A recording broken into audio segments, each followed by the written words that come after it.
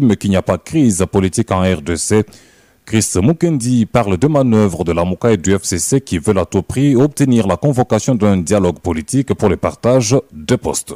Nous avons constaté qu'il y a un groupe des gris qui, minoritaire à l'Assemblée nationale, n'accepte pas sportivement la victoire de la majorité sur la minorité dans un processus démocratique au sein des institutions délibérantes.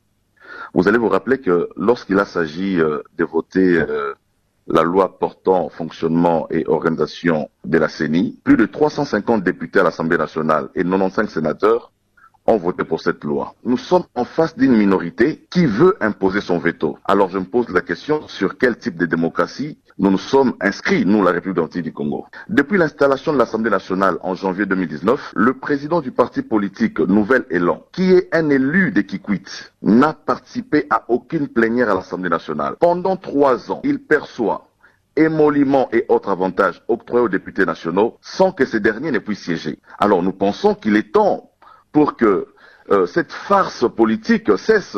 Donc, moi je considère que les amis qui multiplient des manifestations dans la ville, c'est vrai que la liberté de manifester est garantie dans la Constitution, mais la raison fondamentale pour laquelle nos amis se trouvent dans la rue, c'est qu'ils veulent forcer un dialogue et faire croire à l'opinion tant internationale que nationale qu'il existe une crise en République démocratique du Congo.